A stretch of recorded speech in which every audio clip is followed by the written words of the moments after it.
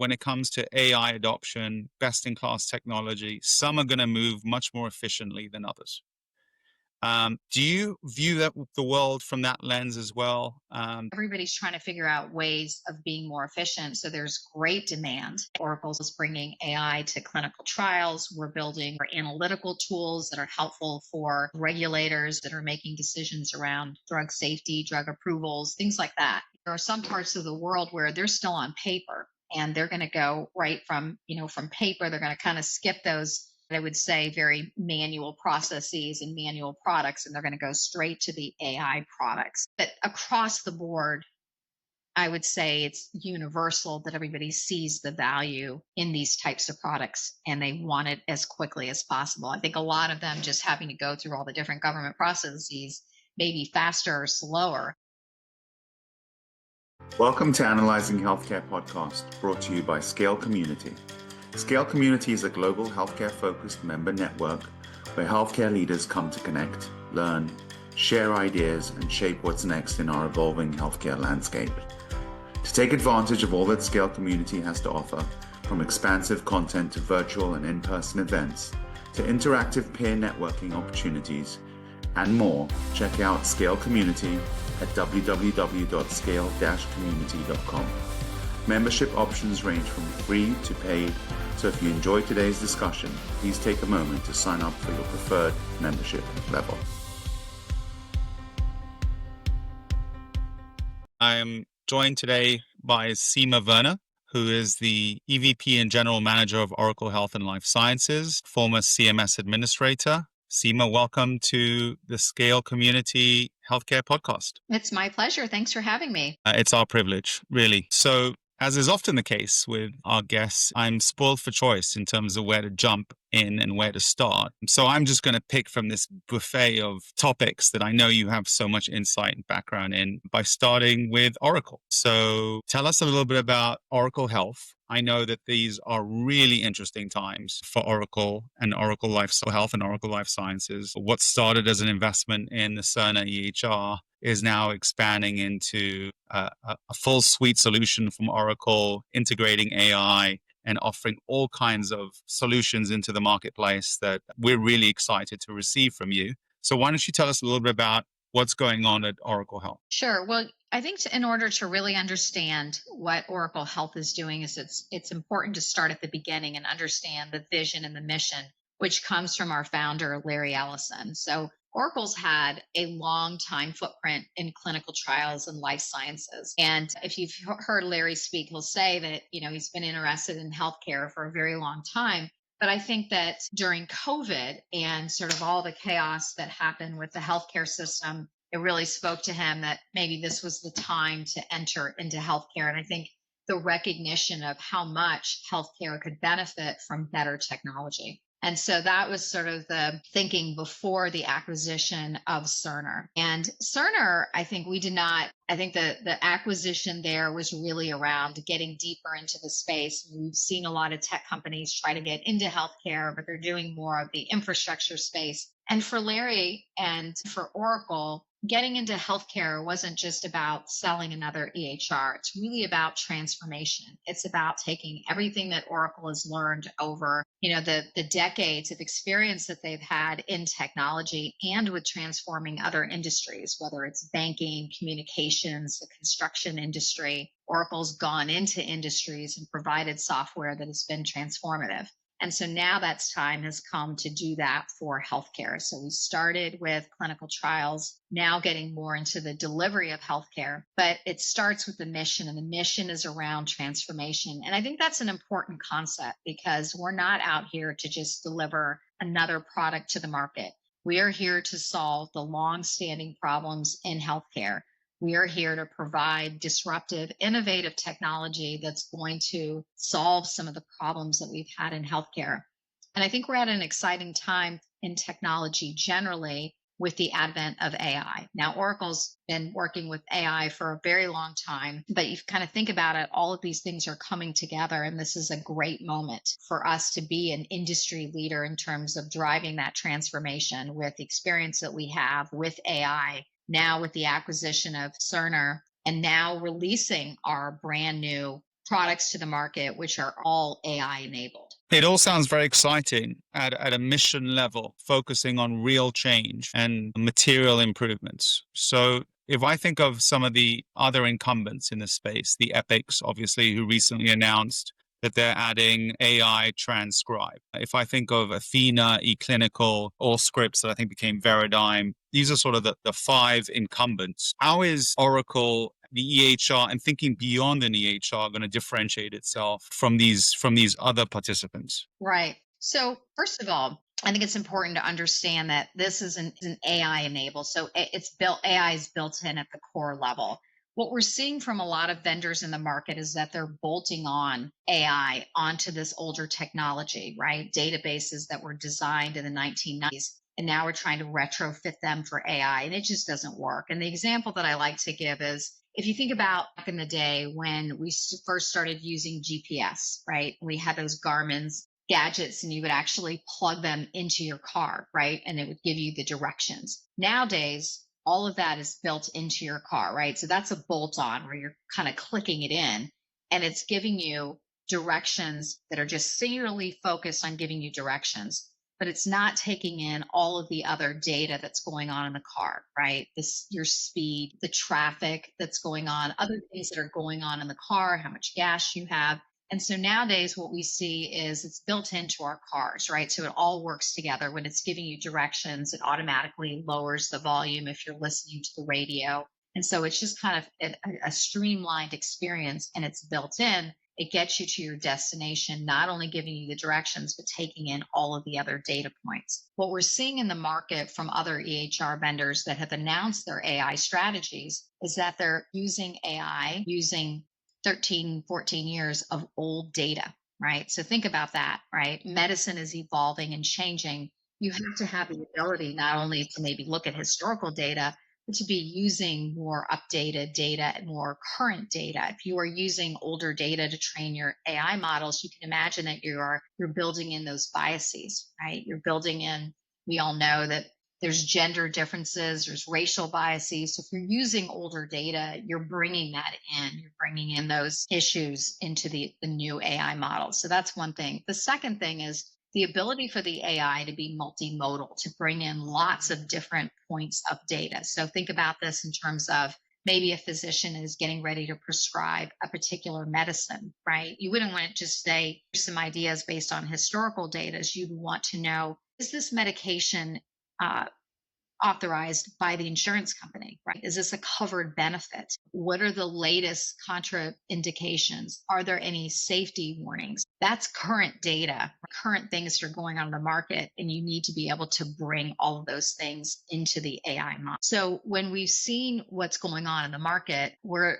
Oracle, in terms of the way that we've built our EHR, is that our AI models are able to do that. They can look at older data. They can also bring in current data, and they can bring in all types of different data. So the AI works better. The other thing that we've done is we've built something that we called our semantic index. And that's a very technical term, but it's also making sure that the AI understands, right, what data to look at. So let's say you're saying, do they have a history of diabetes, right? Well, diabetes, it could be blood sugar, it could be a hemoglobin A1C lab test result, right? So you have to build an index that can vectorize all of the data, and so that the AI knows exactly where to search, and it knows the relationships between all of the data elements. So you can't just bolt on AI and say, okay, we're going to use historical data and this is going to, help us go forward. And so it's really, when you look at the approaches that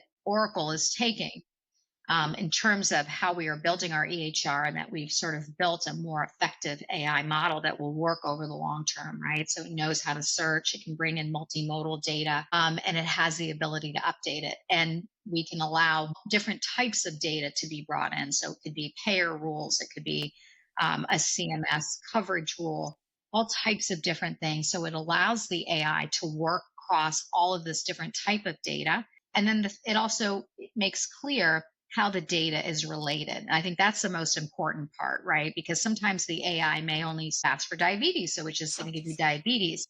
but we've developed a system that organizes the data and organizes the relationships between the data elements. So I don't think that all AI is created equally. And given Oracle's long history in AI, we have a much better tool that will be available to the market. The other thing to understand with Oracle is that we also play a very important role in infrastructure around AI, right? We have our own data centers and we have our cloud technology so that all of our products are offered automatically using cloud technology. So they're hosted in the cloud, and that provides more security as well. So we're sort of bringing all of the elements that you need to actively deploy AI. The last thing I will say is that on this topic in terms of what Oracle's bringing to the market is when we bring AI agents, we don't just say, here's our agents, right? We're bringing a platform. And what that means is that you can use our AI agents. You can build your own. We actually have an AI studio so that our customers can build their own AI agents. And they can also ingest other AI agents, right? So we don't have a closed ecosystem. This is absolutely open. We want our customers to use the best, most innovative products that are out there in the market. And so we provide this on a platform that allows them to use our AI agents or even another innovator's AI agents or to build their own. So I think all of those elements together, no one's really offering that in the market. There's a lot there in your response, and it certainly paints a picture of a really differentiated product. I'm going to come back to a few of those points, for example, interoperability of these different solutions in a second. And just knowing that you're building a platform for the rest of us is really good to hear, frankly. I'm looking forward to that. Before I jump into that topic, I want to ask you with your former CMS hat, and it's wonderful to see you wearing the very rich Oracle tech hat, but also at the same time that CMS hat. As you wear both simultaneously, you think about the evolution of AI in healthcare. Tell me if you're seeing this. I see it developing at different speeds in different pockets or segments within healthcare, certainly healthcare services. And I'll list 6 for you. And I know you're very familiar with all of them. And so you're the right person to ask, where does Oracle expand first and fastest? And maybe what comes later? And so what I've seen is a lot of adoption of AI in transcribing or scribing, note-taking, ambient AI in the consultation room, just buying clinicians time. A lot of adoption in specialized AI, imaging AI, clinical research AI, a lot of adoption in the back office, supporting the front office, certainly in scheduling. So chat AI. We're getting to RCM AI, which is a little bit more complicated. And I would say that that's sort of dealing with payers, the inefficiencies of benefit verification, the inefficiencies of denial management, the inefficiencies of coding.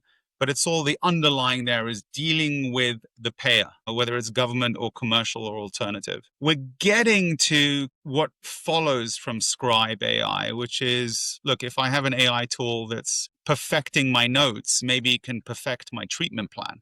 And now we're moving into Copilot clinical. I couldn't help but notice that Microsoft has launched Dragon AI focused on Nurse Copilot. I'm very interested to hear your thoughts there. And then ultimately we end up, I think, with coordinated care AI, the consumer journey, value-based care AI, not just augmenting an episodic care event for a patient, but actually framing the entire journey of that patient from soup to nuts for as long as that treatment plan is required and optimizing it at every stage, which is really sort of think about it. If you think about it every day, that's back to your CMS background. The holy grail of healthcare is optimal treatment, right? The right plan for the right problem. Does Oracle navigate its way through all those different AI segments, or does it focus on one or two more than others over the years to come? No. So let me start with where you reference sort of CMS and my time at CMS, right? So my time at CMS, one of the big initiatives that we had was something called Patients Over Paperwork. It was one of our largest initiatives, and it was the idea that we recognized that providers were being burnt out. And this was something I discovered. I did a nationwide listening tour, went across the country, talked to all different types of providers, rural providers, small providers, big providers.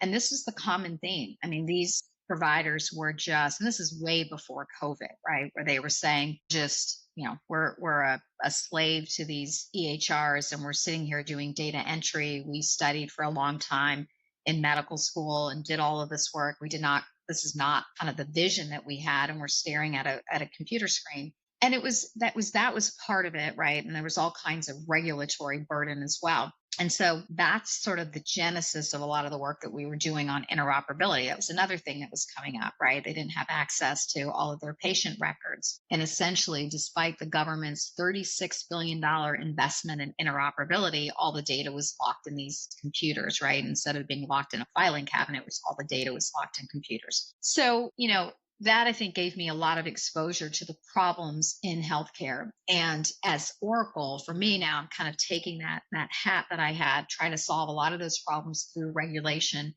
and now coming to the private sector and trying to solve problems across the board with technology. So if we think about what you talked about, which was ambient scribing and all these different AI agents, and the answer to that is Oracle doing it? And the answer is yes, yes, yes, yes. All of the agents, everything that you've talked about. By building a platform, we're not just building one point solution, right? So you're talking about the nursing ambient listening. Yes, Oracle has that. Yes, Oracle has autonomous coding, because our entire EHR is built on a foundation of AI. So we're launching tons of different agents to do all of this work. The EHR in and of itself is completely ambient. So the doctor's patient interactions, it starts with the note, but that's one thing. But then here's the suggestions around coding. Here's if you have a discussion and say, I'm going to prescribe this medication, that workflow is automatically initiated and the prescription is written, it's sent to the pharmacy. If the person needs to be rescheduled for another appointment, every single workflow is automated. You referenced value-based care. I think that's been, the lack of technology and support for providers on the front line has been a major barrier to actually scaling value-based care.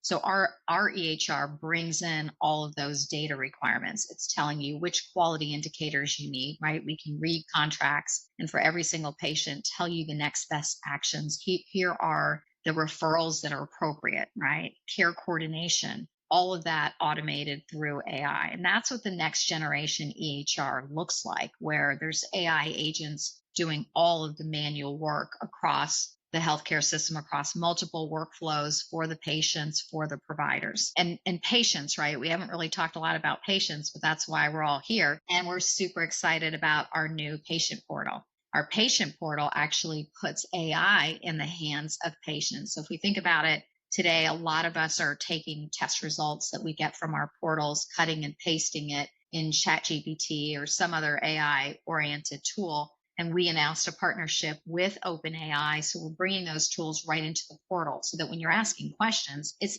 answering it based on your longitudinal health record, all the data around your health.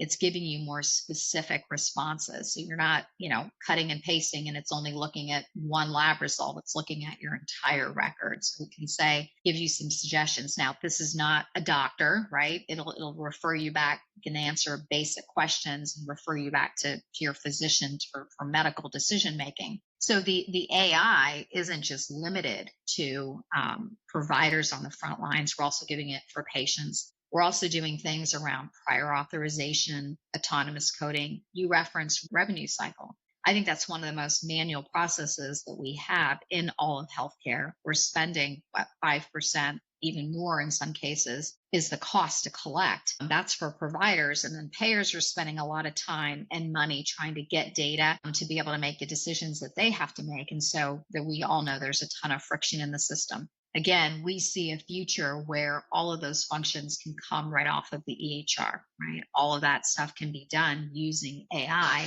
We don't need a lot of back and forth.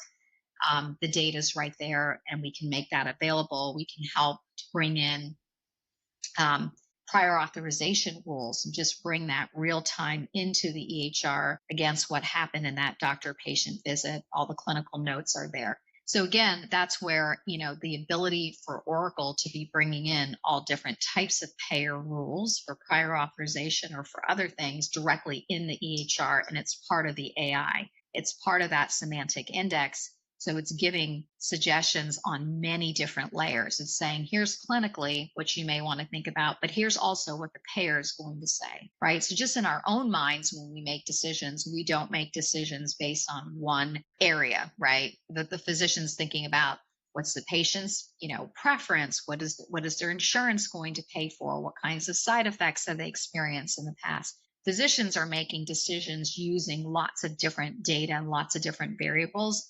And that's how the Oracle AI works. It is not just saying, we're going to give you suggestions based on historical data. Right? You can see how obviously flawed that would be. Again, referring to some of your CMS experience, and as promised, going back to this interoperability question, which I think is so critical. When you have a debit card today or a credit card, you don't restrict your purchases or your access to cash based on which bank machine will take your debit card and which won't. And for the most part, when it comes to credit cards, usually between Visa and Amex, you don't have to pick a restaurant based on which credit card it will accept and which it won't. There are rare exceptions. Certainly when you travel, you do find some inefficiencies.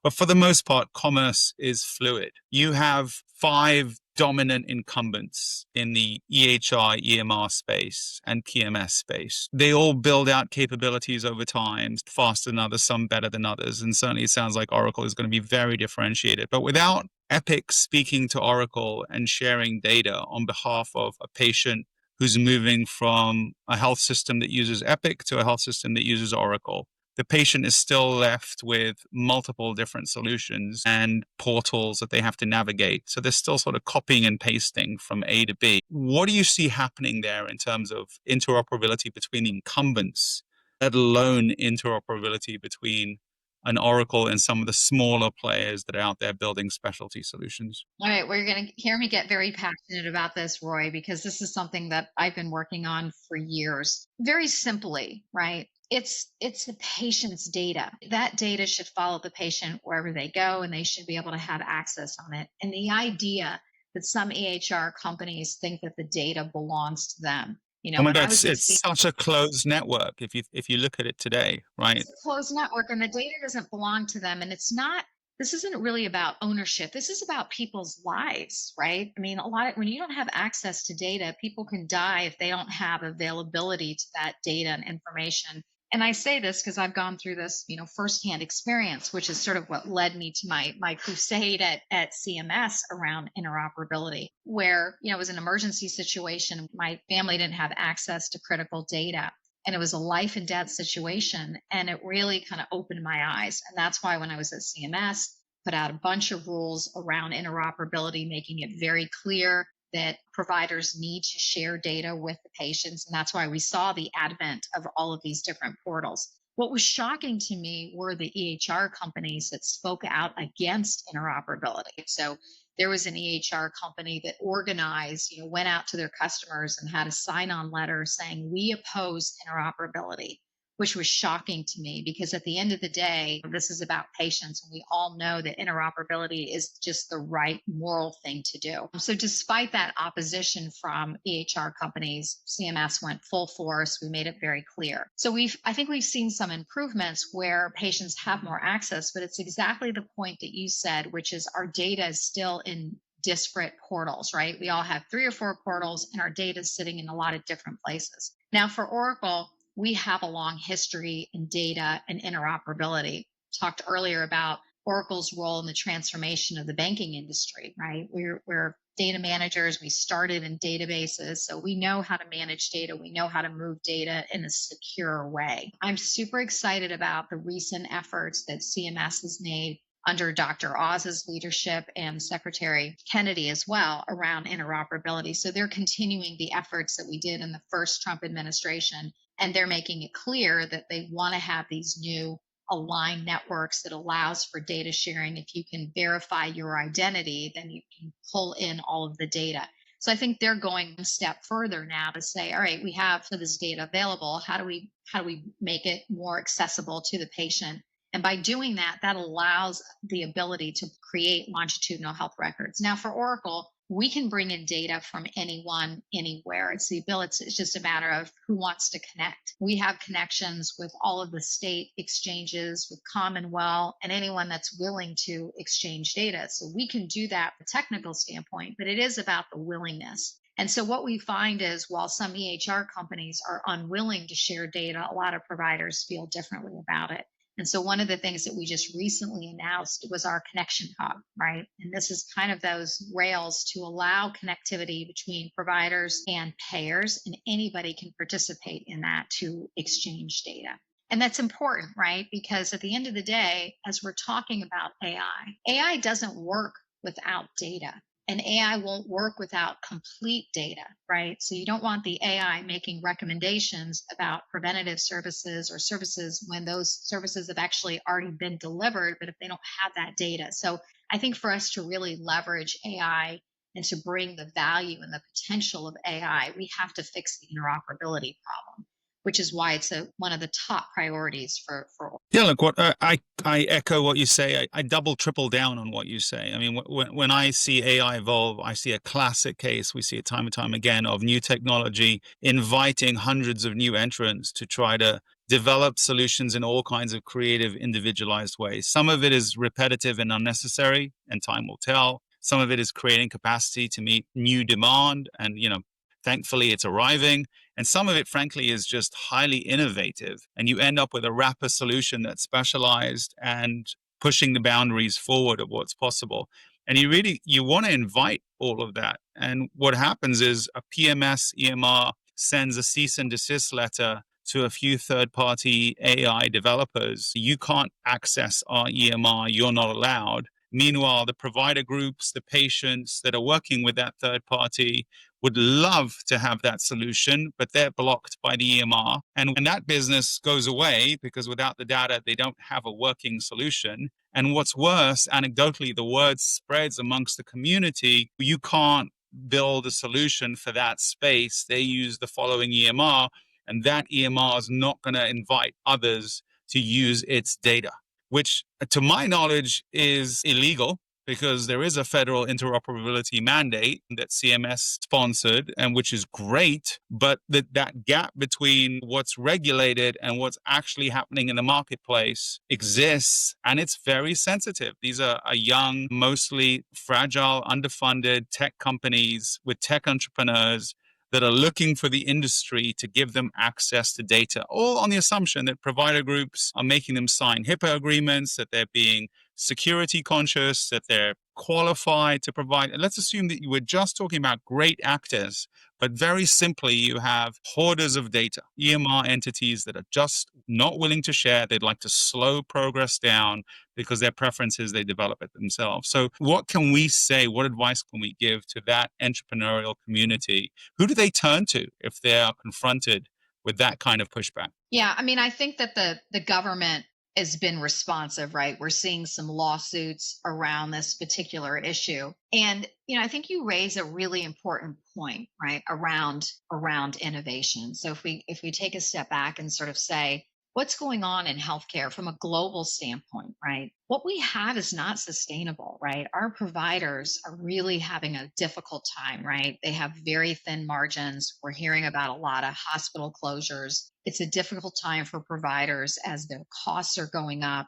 There's stress on reimbursements. We have an aging population, and we don't have a workforce to address the population. So there's more pressure on wages in terms of paying the workforce to attract a workforce. So it's all a very difficult time. At the same time, at the macro level, not only in the United States, but around the world, affording healthcare has become more and more difficult, right? We're seeing that in the United States, for Medicaid in particular, so for state governments, Medicaid is their number one expenditure. They spend more on healthcare in Medicaid than they spend on roads and schools and infrastructure. And even in the federal government, our healthcare costs are contributing significantly to the deficit. You've heard me say it when I was administrator, you hear Dr. Oz say it, right? That the Medicare Trust Fund has a limit of where they're predicting insolvency, right? So we have a big cost problem.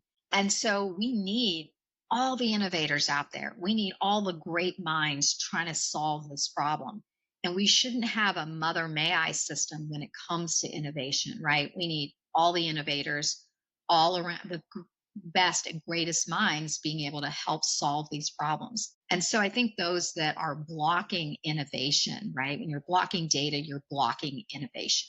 And that's why it was important to us as we started this journey to make it very clear Oracle will always be an open ecosystem. This is not new for Oracle, right? We've been doing this in other industries. If you look at restaurant, hospitality, we always have tons of APIs out there so that we can encourage innovation. Now, look, there are definitely some safety issues when it comes to the EHR, but I think there's ways to address that, but there should not be a monopoly on innovation, right? We need market competition. We need everybody to focus on this. And if we keep doing that, I think what I also fear is that you slow down the investment in innovation, right? When private equity or private investors are thinking about healthcare, and if they feel like this isn't going to pan out for them because they don't have access, or customers are going to be told, you can't use that product, you have to use our product, or there's such strong, it's not plausible or feasible for them to use those other products, it also dries up the investment from innovators, which I think is really dangerous. Right now, like I said, we need the best minds working on bringing us all together to solve healthcare's greatest challenges. I have to ask you, because you're the first CMS administrator I've ever spoken to. I've spoken to and interviewed former heads of Medicare, CMMI, governors, senators, but you are the first administrator of the entire CMS program. So I just got to jump on the opportunities. Global markets and healthcare. My sense is that when it comes to AI adoption, best-in-class technology, some are going to move much more efficiently than others. And I have a sneaky suspicion which countries will and which won't, and why. Do you view the world from that lens as well? Do you think of countries that have a rich mix of private, for-profit, and public, non-profit healthcare or government-funded healthcare versus governments that are single payer, single employer, and see them differently in terms of rate of adoption? Or where do you stand on that? And I know Oracle is such a global company, and to some extent, again, has an advantage bringing best-in-class solutions to the world, because you've been global for decades. How do you view the world from a healthcare lens when it comes to adoption of best-in-class products? Yeah, that's a great question. And what we're seeing across the board is that the demand for these products is very high across the board, right? So whether it's a single payer system, whether it's the NHS, whether it's everyone's struggling. Everyone's short on supply and long on demand. Right. So everybody's struggling, right? It doesn't matter who's paying for the healthcare. Everybody's trying to figure out ways of being more efficient. So there's great demand. And I think there's also recognition that the old products of the past, products that were built in the 90s, are not going to cut it. And so what we're seeing from the international markets is hurry up, hurry up. The other thing that I would say that's sort of interrelated is data sovereignty, right? So a lot of the specifications from governments is that they want to make sure that the data stays in their country. And this is where I think Oracle has a unique opportunity. We do have our data centers and the ability to deploy OCI in a particular country. And so that's also been very attractive. When governments are buying healthcare products, they're thinking more globally about all of their healthcare needs and all of their data needs. And so they may be deploying OCI in their particular country, and then they also want to do something with us around EHRs. And, I think it's more than just electronic health records, right? Oracle still is bringing AI to clinical trials. We have our analytical tools that are helpful for regulators, whether it's public health entities or regulators that are making decisions around drug safety, drug approvals, things like that. So we're able to bring a very comprehensive suite of products to them that are very helpful for the government. But I would say across the board, the demand is high. What we're also seeing is that there are some parts of the world where they're still on paper, and they're going to go right from paper. They're going to kind of skip those, what I would say, very manual processes and manual products, and they're going to go straight to the AI products. But across the board, I would say it's universal that everybody sees the value in these types of products and they want it as quickly as possible. I think a lot of them just having to go through all the different government processes maybe faster or slower, but nobody's saying we don't want this. Everybody's saying, how quickly can you give it to us? And that's probably true on a state by state basis across the US as well, right? Some will be more reticent, some will be more regulated, more anti, and some will move conversely faster. But at the end of the day, you expect adoption across all states. I expect and if we're talking, I mean, there's different products, right? So for analytical tools versus providers that are buying EHRs, right? So it kind of depends on the buyer. I think really any organization is seeing the value of it. I think right now it's still sort of early days for AI, and there's a lot of whether it's buyers out there that I think are also confused about how do I buy AI? I know this is a good thing. I know it could bring value to my organization. I know it can bring some efficiencies and reduce a lot of my costs. But I think the question is, how do I use this? Right. And so some of them are, I buy this product and it has AI embedded in it. Right. But that's where the platform becomes really important. And so I think we're still in the time frame where people are now figuring out, how do I use and acquire AI tools for my business? And I think that's a deeper, larger conversation that many are going through, and they're trying to figure out that piece, because everyone's saying that they're doing AI, right? But really to get underneath the covers and say, well, how is that AI actually built? Does it make sense, right? Is it going to give me the outcomes that I want? And then again, kind of thinking through the flexibility, right? Maybe it only, do you want to buy 10 different point solutions that are all doing a little bit of AI? And then how are all those AI agents coordinated across your entire operation? We're definitely in the messy part of baking the cake. That's for sure. Right. All right. Right. My last question to you, and I couldn't be more grateful for your time today, Seema. I have learned a lot. But my last question is a buffet option for you. So if I listed 4 things that consistently I would call highly dysfunctional in US healthcare, but we haven't quite solved yet, or at least are a riddle to me, and maybe you have a better answer for why they exist today than I do, you probably do. I invite you to pick one to speak about. Here are the 4 that occupy my mind at different times. 1, foreign clinical labor. So with every day that passes, the strength and capabilities of virtual care improve. I'll use imaging as an example. We provide imaging with all the broadband and cloud-based capabilities that exist. Images fly across the country. And if radiologists in one state can look at an image taken from another state for another patient and provide a quick response, great. Medicare is thrilled. The second that action leaves the country and that radiologist exists in another country, that becomes illegal because Medicare doesn't support foreign clinicians providing foreign care to US citizens or US residents. We have a shortage of supply in healthcare and we have way too much cost. Why not fix that? Why not change the rules on that? If you're eligible, if you're credible, if you're certified and you happen to live in Mexico or in Canada or in pick a country, great. Good luck. Enjoy reading these images and using AI tools to enhance your findings. Second, private equity in healthcare. We've gone through the last 3 years a heightened level of pushback on private equity in healthcare, culminating in Oregon State now banning MSOs, not just private equity, but all MSOs and their ability to majority control a clinical operation on the administrative side. We weren't even thinking about the clinical side because that's always been restricted across all state lines. So the very concept of the investment class in healthcare is being called into question and actually banned in certain states. Third topic, US public-private relationship. The constant recurring attack on for-profit healthcare as some evil thing. For-profit everywhere else is fine, but for some reason, for-profit in healthcare is malignant and nefarious. And then the fourth one is confusion over pricing. The government tries to inject more transparency into pricing across different sites. And yet I'm not really seeing the price signals, the price transparency, and the market reacting to it yet.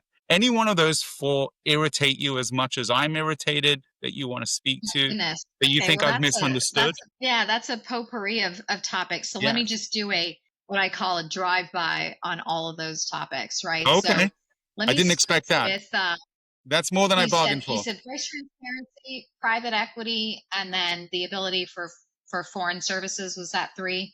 I'll do those 3, right? Yep.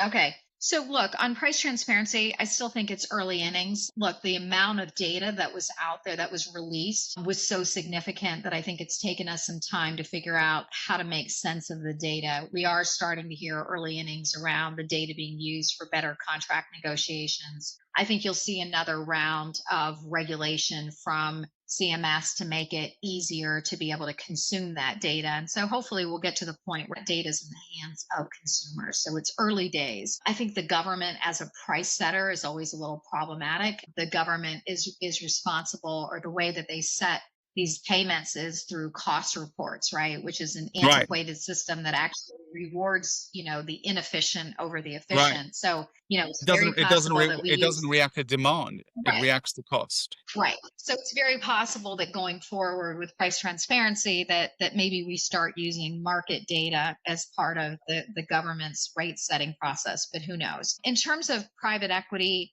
and investors, I think that at the end of the day, we need to hold providers accountable for cost and quality, right? That's why I'm a big fan of value-based care. And so that when we're making decisions about where to seek care, we have that data on quality and outcomes. And then whether an entity is a for-profit, a not-for-profit, or they're investors or private equity, it shouldn't matter, right? And I get So you want worried about fact-driven outcomes. Let's just talk about outcomes, right? And I think that providers need to be held accountable on outcomes, on quality, and on costs. Behind the scenes, in terms of the management structure and the investment, like and there's a lot of great examples where private equity has invested and they've produced better outcomes and lower costs and higher quality. So I don't think we want to throw the baby out with the bathwater. And the other thing is, when we talk about innovation and moving forward, we need our greatest minds solving healthcare's challenges, and that requires investment. So if we try to stymie investment,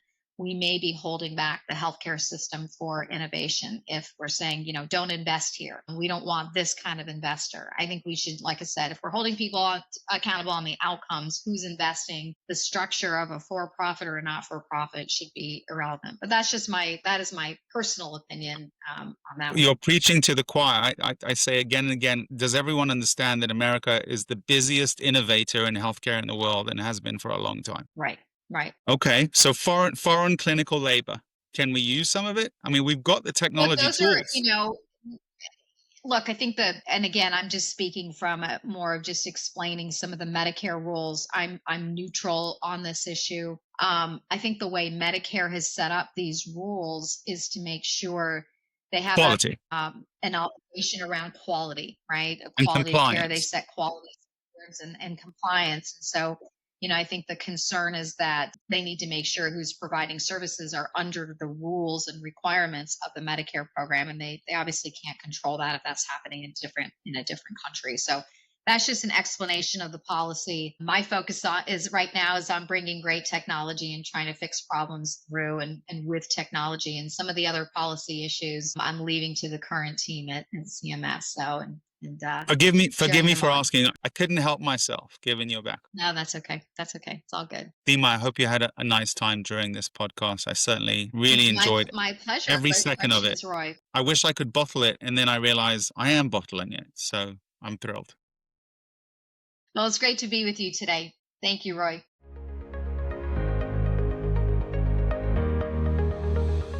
Thank you for joining us on Analyzing Healthcare. Stay informed and stay inspired. Don't forget to subscribe and visit scale-community.com to become a Scale Community member. Until next time, keep exploring the ideas that shape our healthcare systems.